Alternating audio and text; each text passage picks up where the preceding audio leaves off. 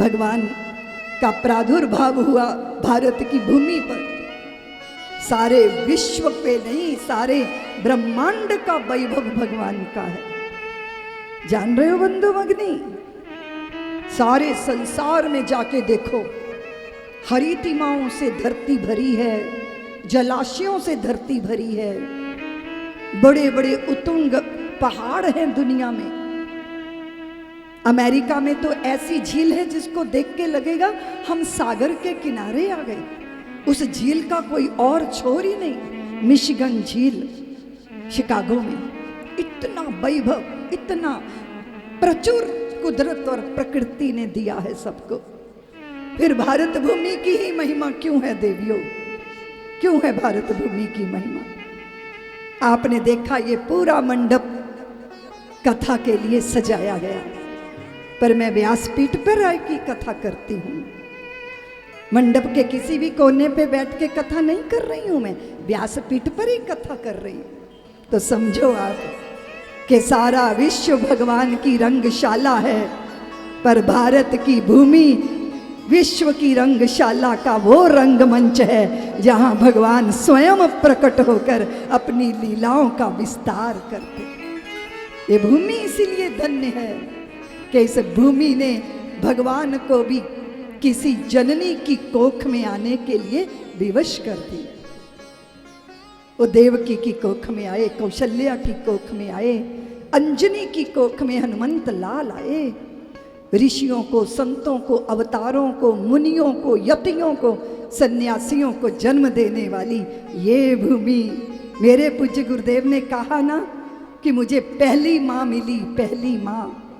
पूज्य महामंडलेश्वर हो गए हैं वे, चार धाम के अधिष्ठाता हो गए हैं वे, यज्ञों के आयोजन करते हैं, संतों का कुंभ लगाते हैं, लेकिन एक छोटे से बच्चे की उंगली गुरुदेव के हाथ में एक माँ पकड़ाती है और कहती है, गुरुदेव मेरे पुत्र को ले जाओ और धर्म और देश का कार्य करवाओ।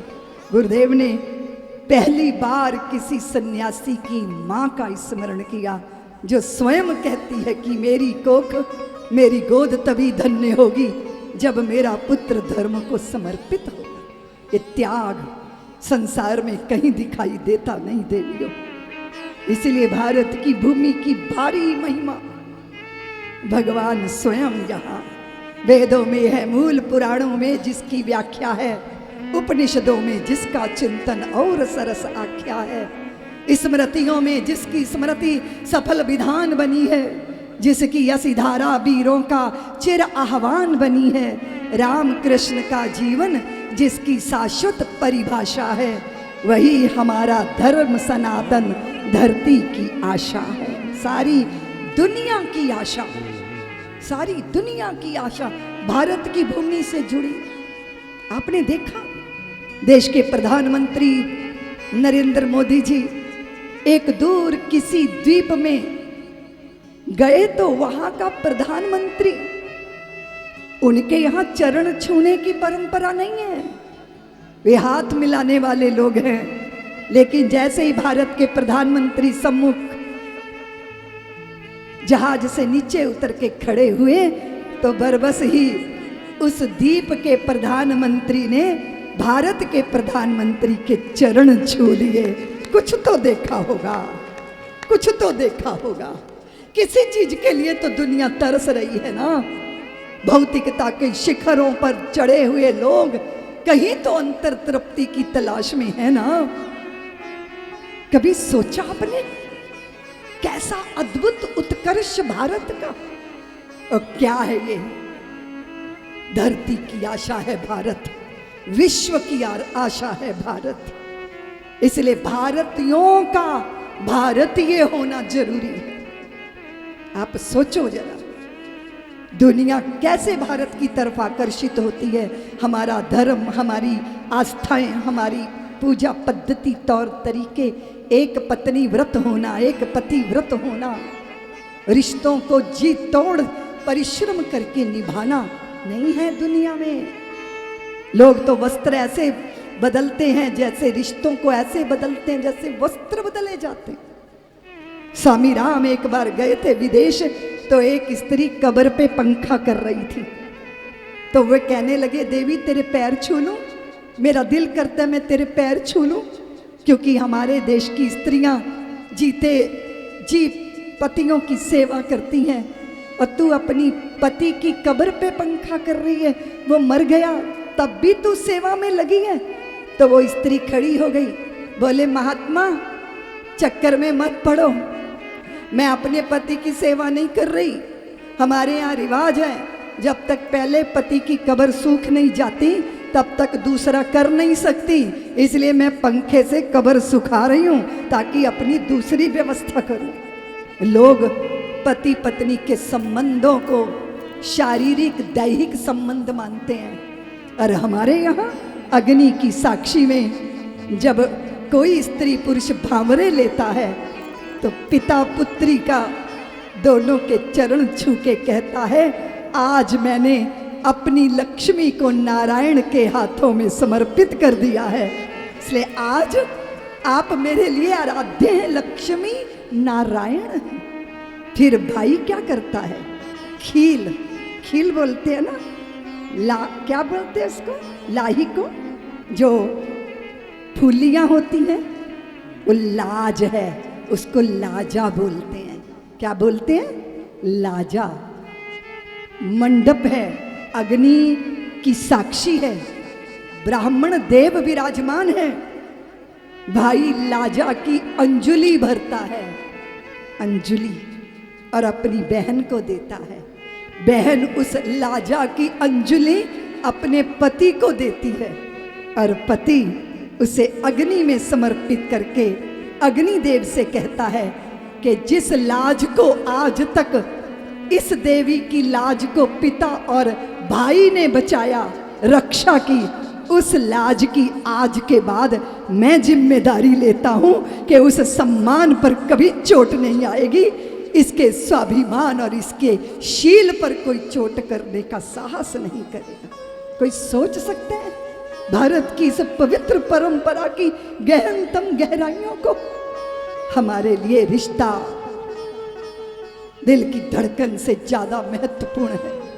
मैं निवेदन करना चाहती हूँ देवियों, भारत की भूमि की ये सनातन संस्कृति अविरल अक्षुण इसी तरह प्रवाहित हो, तो तुम्हें स्मरण रखना है कि तुम्हारी संतानें तुलसी के पौधे हैं, और तुलसी के पौधे वासनाओं की शराबों से नहीं, संस्कारों के गंगा जल से सींचे जाने चाहिए। उनके हृदय में धर्म निष्ठा हो, साधु महात्मा के प्रति निष्ठा हो, क्योंकि इस देश में षड्यंत्र हुआ। आश्रम नाम से वेब सीरीज चल रही हैं तुम्हारे मोबाइलों पर, आश्रम नाम रखा है उसका।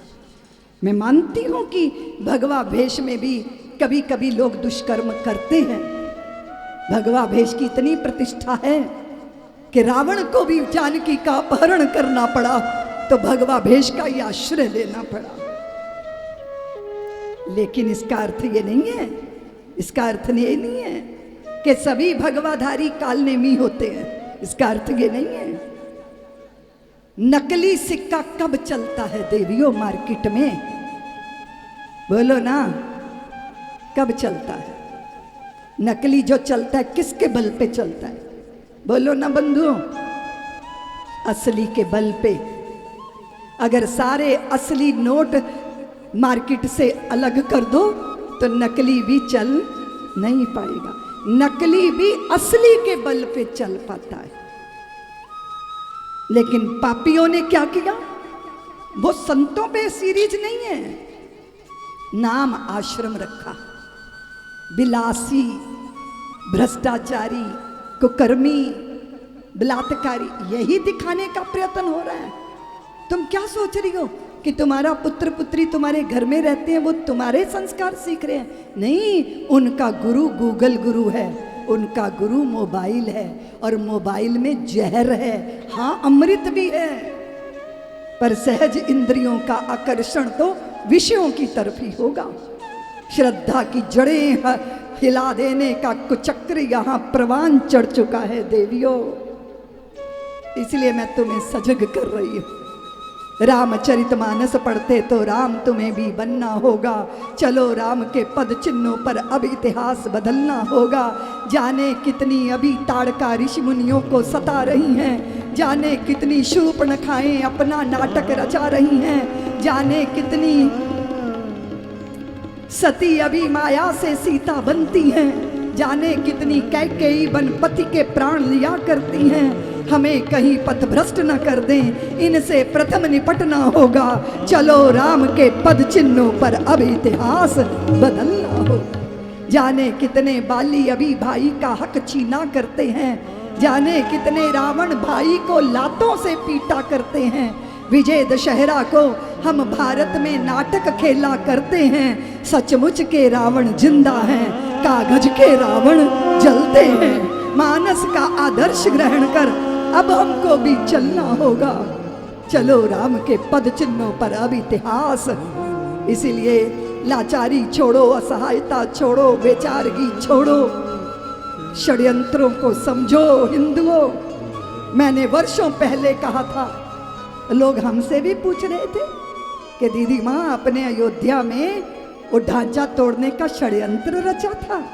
हमने कहा हम षड्यंत्र नहीं रचते, हम मंत्र रचने वाले लोग हैं।